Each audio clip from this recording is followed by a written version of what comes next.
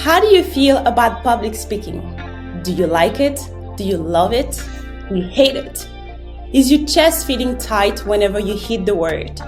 Have you ever made up excuses to avoid doing a presentation at work or an event? If you answer yes to any of those questions, you are in the right place. Welcome to the Speech House podcast. My name is Jennifer Migan. I am a public speaking expert and a leadership expert and a former professional tennis player. And my goal with my guest is to help you become a better communicator and a better leader. Because I have some great news for you. You already are. You just don't know it yet. If you like what you hear, hit the subscribe button. I have some pretty wild dreams for this podcast, and I hope that you will be with me on that journey. Let's get started, shall we? I'm very excited about my guest today, Hernan Chousa. He's one of those people who can do it all. He's a former professional tennis player from Argentina. He's a CEO of a zinc flake coating business, and he's multiple author of great books about sport parenting. And he recently successfully launched his podcast, The Sport Youth Parenting Tribe, to help parents become better at helping their children who are playing sports. We have so many things to discuss today, and we're going to talk about his tennis career, the transition, how it is to be a CEO and a podcast host. Hernan, welcome to the Speech House podcast. Hi, Jen. Thanks for having me today. And you know that you were one of my biggest, not fans, but helped me to launch my podcast. So yeah, I owe you one there. Thank you. Yes, Hernan and I actually met a few years ago during an online summit. It was called the Winning Summit, and we were both presenting. And actually, I was very impressed by his presentation because he was talking about a topic that is often overlooked, and the topic is sport parents. And because we hear all the stories about crazy parents, but we never talk about the tools and how we can help these parents to become better. And Hernan has done it all. He was a player, then he became a tennis parent, and now he's helping tennis parents to become better. So we're going to talk about those things, but also about many other topics. So thank you so much for joining the podcast today, because I know it's pretty early in Buenos Aires. So thank you so much. Yeah, it's 7 a.m., but I'm an early morning person. So yeah, let's have the conversation. Great. I want to start with, because this podcast is about public speaking. And when we talk about public speaking, it's being on stage. But I truly believe that in order to become a good public speaker, it starts inside. It starts about the mindset. And I want to talk about something that we discussed in our previous conversation. And when you were 13 years old, you were playing and you had that conversation with your father, because for those who don't know, in tennis, you start pretty early, 7, 8 years old. And Hernan started to be really good at 15. So it's like 7 years, where you still had to kind of find that grit. And at 13, your dad, if I recall well, told you that perhaps you should do something else, and because your sister was doing horse riding, and he suggested that perhaps you could do that as well. What was the inner dialogue that you had to tell you that, no, I'm going to continue to play tennis? I'm interested in that. Yes, you said I was struggling with tennis. I started at 6 years old. Wow. And even though I have a good technique, because I have great teachers, I was struggling with matches, and when I was 13, kids, someone's grows before than others, and I didn't win a match for the whole year, and Wow. and I was kind of low, and my father approached me, as you said, and he said, hey, maybe you want to switch sports because you are not so successful, and he tempted me to switch to riding horses because my sister was really good at it. And in fact, I really do love tennis, I love being at the wall hours playing some mental matches between my idols, Ivan Lendl, John McEnroe. So I love the sports, and I continue grinding. And as you said, at 15, there was a big shift in my game. But the big shift was because I started training different.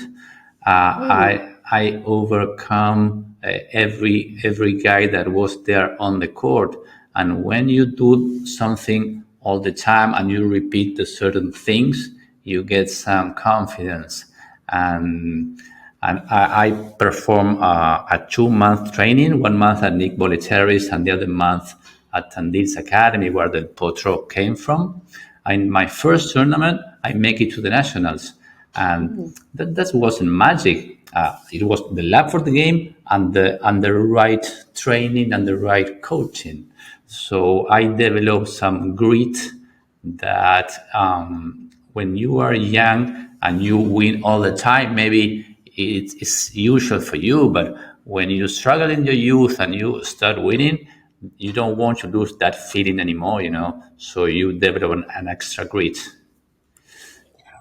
That's great. I wanted to really start with that story, and you mentioned grit because we also talk to entrepreneurs, and I thought it was a perfect analogy because for the people who are not familiar with the tennis world, you have to understand not winning a match for a year is about perhaps playing 50, 60, even sometimes more matches, and losing every time, it takes a pretty toll on you. So it's for me, it was very inspiring because it reminds entrepreneurs to do two things: persevere, and also you said something very interesting about changing the way you were training, being able to, in that perseverance, not to continue doing the same thing and to change your perspective, your way of training. So iteration is very important in the world of entrepreneurship. So that's why I wanted to start with that story, and I think it was pretty good.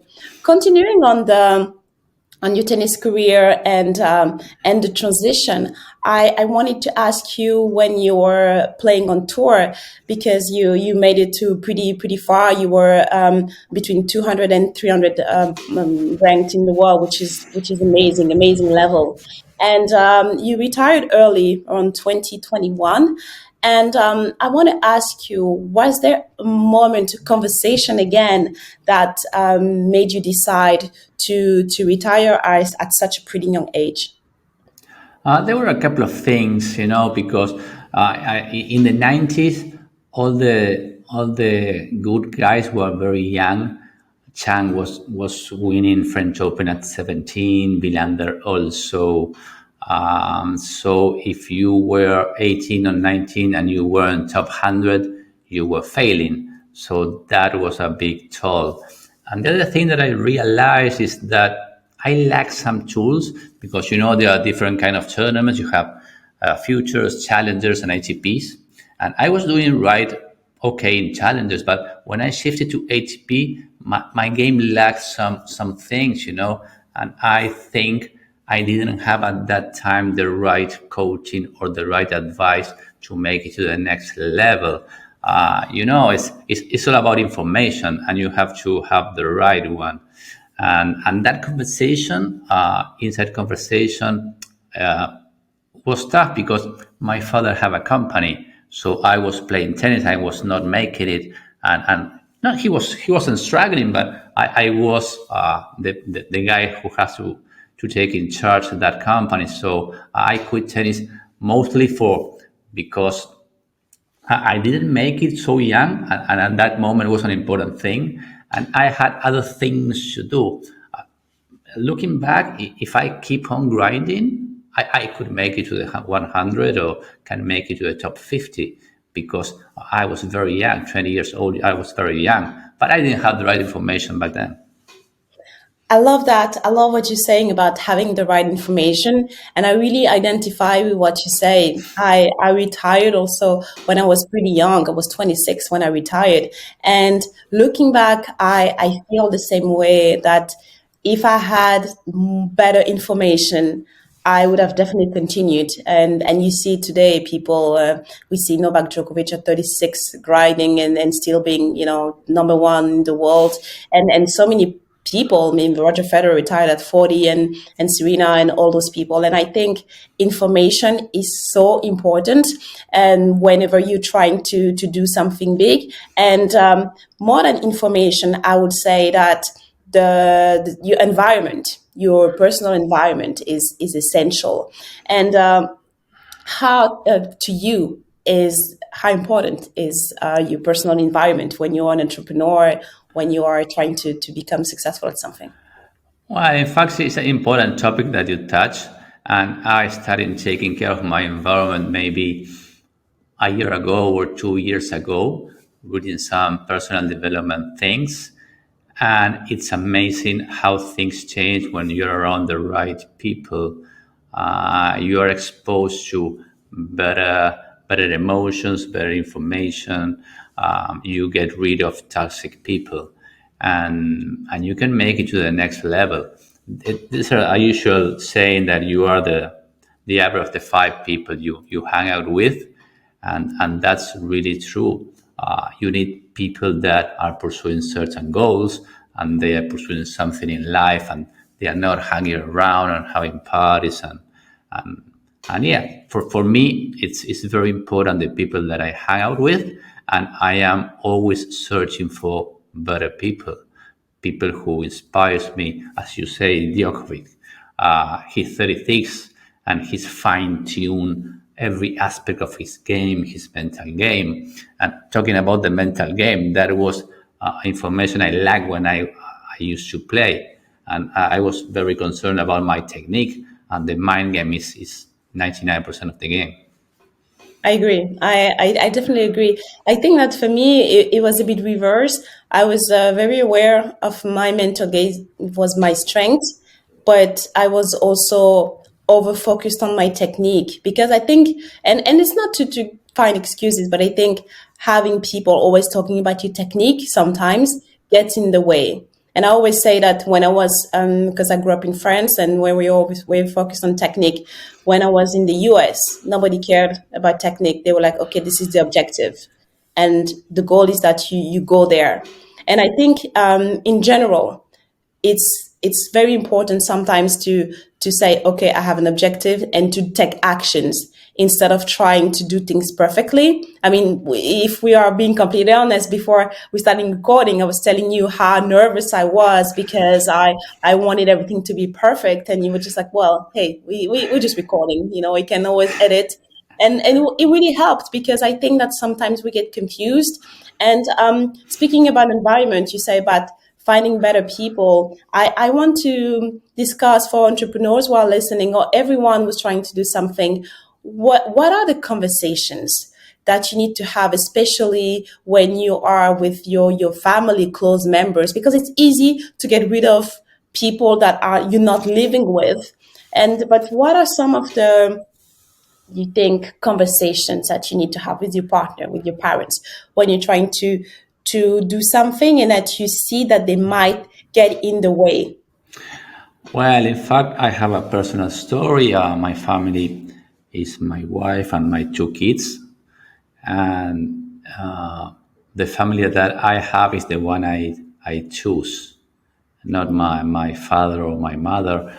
Unfortunately, my mother passed away 30 years ago, and I had a tough relationship with my father, always micromanaging me and with that kind of message that he scared myself. If this didn't happen, you're gonna lose that or that. So I have to cut that cord, and it was a tough call, but you have to take a decision and choosing yourself against a pushy parent or a tough parent.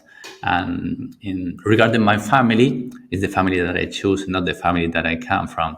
And with my kids, I have a great relationship. It wasn't always that way because I had the parenthood model that I earned, so I have to switch it. And fortunately, 5, 10 years ago, when I started with all this parenting thing, I have to work on myself. So it was a good thing for them and for me. Now I can play tennis with them a couple of times a week, and I know that I have to have my mouth shut and I have to put the ball in certain places. It's different with each one, you know. With the younger, I have to put the ball near him because he doesn't want to run, and with the other guy, I have to keep my mouth more shut. But we have to adapt to our kids. They aren't going to adapt to us, so that's a big lesson. One of the things that really impresses me with you is that because yeah, you mentioned about in a very humble way your journey, but I really want to take some time to talk about that and to dive into it because you started that journey because you became a tennis parent, and although you played, you made some of the mistake, and I'm saying that because you've been very vocal and open about it. And do you want to share your journey or how it was to become a tennis parent and some of the mistakes that you made and how you did that switch? Well, my two kids started playing tennis very young because they watched me play, you know. And the elder one was really good, and when he was 4, he was already serving. And at that moment, I thought that I had to start at home, but I didn't realize back then that he was modeling my serve. And what happened in my case, I start putting all the coins in the elder one and leaving behind the younger one. And as you said, I we started playing tennis. I was highly focused on his technique, you know, and he has a pretty clean one. The main mistake is that I didn't let him, Julian, make mistakes. You know, I was there all the time, and you have to let your kids experience by themselves. As you said, I make plenty of errors, and I don't regret them. I learn from them, and the key point was when Julian quit tennis at 15 because you don't realize that you are doing it wrong, but because no one tells you how to behave. And when he quit tennis, I start thinking, well, okay, I have to change. Maybe this parenting model is wrong, and I have to look inward. And I start doing an inward job, you know, questioning myself and thinking when I have to say something to them and when to shut my mouth. It was a process.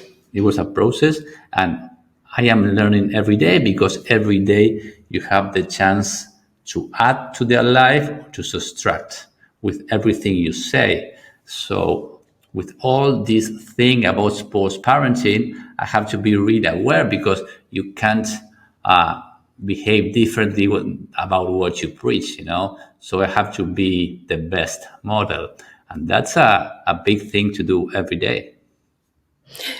I love it. And what are the things that you should never tell your children or even someone close to you who's trying to achieve something? What are the sentences that sometimes we don't even realize that you think are big no-nos and that you should never tell someone who's trying to accomplish something?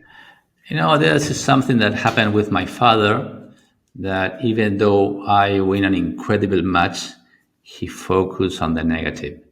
And that's a big thing to avoid that I did because I had it from my father. And it happened to me nowadays that maybe my wife we had a conversation, and in 10 items, 9 I'm 100%, and in one I just fail, and she focuses on that. And in fact, I'm recalling my youth with my father, you know, and that's a big thing. Focus on the positive, avoid the negative, and that's the main thing. And the other thing is that you have to let them experience different things because when they are kids, they don't know exactly what they want to do. So maybe they can try swimming, they can try tennis, or they can try different things. And we think as parents that there's a right path. and maybe what we think is right for them is not the best thing for them. So we have to let them experience life. I love this. And when you mentioned that story with your father, it actually reminded me of a famous French soccer player, Thierry Henry, and said actually that story. And it became kind of a running gag on internet because he talks about there was another player asking, why did you get that mentality? Because it seems that when he was scoring goals, he never looked happy. And then he goes, I was 12 years old. I went to play a match and I scored 6 goals. We won 6-love. And all the way on the drive home, my dad talked about all the mistakes, and it was like that shaped me. That and you can see in his personality that it was always seems like he was angry. It was like that was a defining moment. You can achieve great things, but at the same time, you like you said, you want to make sure that you focus on the positive, because you can build yourself in the negative as he did, but it's an exceptional case. In most cases, these kind of to destroy people. That's why I really like what you said. And in terms of exploring, I believe that this is a question that for me, is very important, because you mentioned that, okay, some kids can do other sports, and sometimes we are very focused as parents. Do you believe that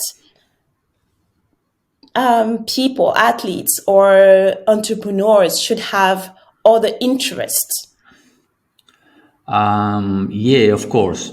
When I was playing, it was all about tennis, and all the guys were 100% in the sport because we have the model of Guillermo Villa that he trained 8 hours a day, and we have that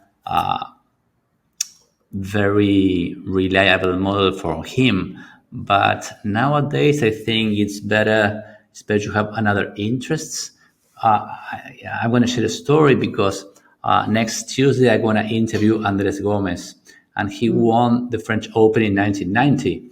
And I was doing the research, and at that time he traveled with his wife and with his little kid, and he went to the club early mornings, and at 3 o'clock he went to the hotel, and he spent time with the kids, and that was a different environment.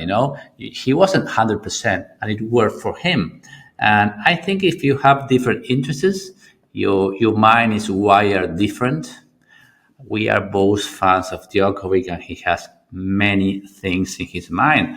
But when he's on the court, he's 100% there. So you have to be 100% in the place where you are performing. But having other interests is a great thing, I think. I totally agree with you. I remember that I consider that I played my best tennis when I was playing college tennis. And the reason why was because when I was playing a match, whether I won or I lost, well, I had a paper or to do next for the next day. So I didn't have time to dwell on the loss or to get overexcited. Of course, I was celebrating, but and also I have friends, for the first time I was part of a team, and that really changed, and we were doing, like you said, things, just going to have coffee, or sometimes going to the bars and have a regular life, what was very instrumental to my success. And I grew up in that generation where, like you said, we have to be obsessed with tennis, and people tell you, coaches tell you, you have to eat, breathe, and eat tennis. And I think this is the dumbest thing ever, and I really want to say that again, that's the dumbest thing ever, because what it does is that, especially when you're a teenager, when you do that only and you don't do anything else, when you lose and you see your friends having fun, it's the worst thing ever, because you don't understand, and actually it creates so much resentment, so much stress. And we're not telling you to go party every night, but I think it's important to have different interests, because it creates different circuits on your brain as well, and it develops your creativity, and it really helps you, I believe, in the general run. So I like that, what you said. Do you have special interest now? Well, I have my company. I'm involved in writing books. I now launch my podcast that I have to work a lot because it's not the same being a guest than being a host.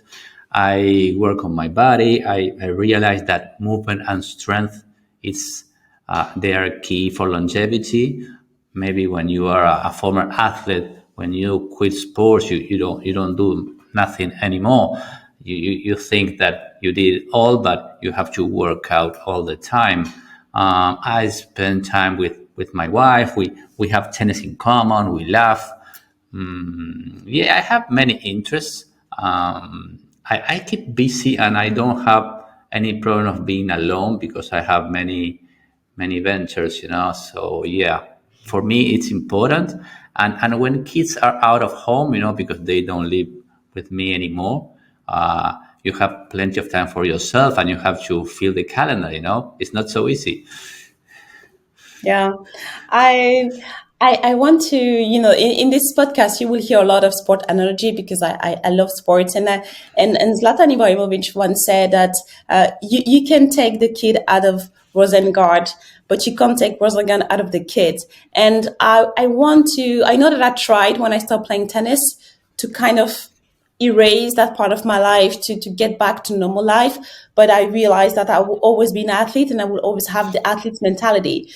I want to ask you, what's Hernan, the CEO, what's left from the tennis player, and that how does your tennis experience help you to be a CEO, but also a podcast host of the Sport Use Parenting Tribe? How does the tennis experience play in your life nowadays? The tennis experience is important because you develop persistence. And the other important thing, at least in tennis players, you find a way. You search for a way to solve problems. And that's great in life because sometimes kids that they get a problem and they don't search for a solution. And when you're in a game, you have to fix things and quickly. So maybe you run out of time because you lose the match, but the other day you have another match to try yourself.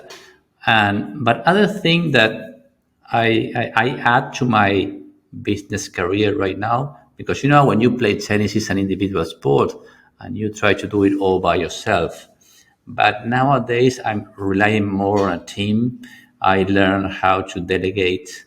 I learn what I have to do and what task I have to delegate to other people, and that makes us grow a lot. Because when you are pushing all the time, 100% of the things, your team it becomes weaker. So it's important to have the right people, and you have to lead by example. And I have a good story because Eric admits is a big coach, and once I listened him to say, if you're not in a big mood, in a great mood, don't go to the office because people are watching you. And a month ago, I have an issue with something and I wasn't in a big mood. And I stayed at home. I went to the park to walk. And on Monday, I was right there just to rock it again. So it's important how you behave in front of people. Definitely, and like you said previously, and just right now, about how people are watching you, and I think it is so important that we remind that, especially when we are leaders, and that's why I think that your podcast and your platform, the Sport Youth Parenting Tribe, is important because you teach people how to become role models and how to behave. What are the goals of this? Why do you do this? What is your intention with that platform? And I like to dive a bit on that. Well, in fact, I started because one lady say yes to me if I want to interview for the podcast, and there was no way back, and I have to start, even though I didn't have all the tools. I have to learn the process, and it's not about sports parenting because I have different guests and I try to listen to what they have to say or they have to bring to the table, even though they are sports. Next month, I have a lady that I learn English from her, and she has a worldwide program. And it's important for South American players to understand and to speak English confidently. So it's not just about sports; it's about a great guest that have something important to do and that can leave a legacy or a way of doing things or healthy, let's say, habits or practices. There are amazing people around there, and I have an interview or a couple of interviews a week, and it's very challenging because once I finish one, I have to start with the other one, and I have to be quick, and times fly, but it's a great practice and I keep myself trained, So I don't have a goal about listeners, about downloads, about money. I don't have any advertisement on the podcast, and I know all the podcasts have their followers and they're selling some things, and it's not my role. My role is to honor the guest. That's the main thing. Yeah, that's and you're doing it really well. I really want to thank you for your time and although yeah, you don't care about followers, I encourage everyone to go and listen to your podcast because like you said, you really feel that, and I've told you that before, that you really honoring the guest, that you respect them by doing amazing research, but also the question that you ask, you can really tell that your goal is to contribute to contribute to people and to really help them. There is no agenda here, and that's why I really encourage everyone to listen to your podcast. And so that's the sponsorship right there, even if you don't want it. And thank you so much for your time. And yes, we will talk again. I know that, and I'm very fortunate to actually be one of your friends. I actually want to finish with one thing that Hernan and I are doing, because he said that accountability and then the people that you have are so important. A few months ago, when we were connected with Hernan, we actually decided to be accountability partners. And that was something that really helped me because I know that I have goals, but sometimes it's hard to follow up. And so we decided to just be, hey, let's have goals and let's keep each other accountable for that. So thank you so much for keeping me in check. And he has a very gentle way of doing it when I'm like sleeping, nice way of doing it. So I really want to say that it's a great thing. Like you said, that the people you have around you really do help you to become better. So I wanted to say thank you for that. Thank you for the listeners, and we'll see you next time. Bye. Well, thanks, Jen, for the conversation. I want to share the thing that we do every day because it's important for listeners. Jennifer and I write every day in present tense. What do we want in life? It's one sheet of paper. Then we record it, and then we send it to each other. So we have our goals every day in our minds, and we are pursuing them every day with our daily actions. And things start to change when we started doing that. It really does. And I want to also say something. And when you actually record yourself and you do it, there is this cognitive dissonance. If you not acting what you're writing, it starts to be in your mind, and it actually pushes you again in a gentle way to take actions. And that's something that was really important to me. And then yes, and that's why I said, okay, let's start with the podcast, because I wanted to do that. And again, thank you so much for it. And yeah, so we'll keep sending scripts to each other. And yeah, if you're listening, I really encourage you to do that. So this time, for real. Thank you, Hernan. And yeah, for everyone else, we'll see you next time. Bye. Well, Jen, thanks for everything and keep in touch. Bye. Thank you for listening. I hope that you enjoyed that conversation as much as I did. And if you haven't done it yet, please subscribe or share this episode with someone you believe might need it. And until next time, stand tall, speak up, and share your story. The world needs it. Bye.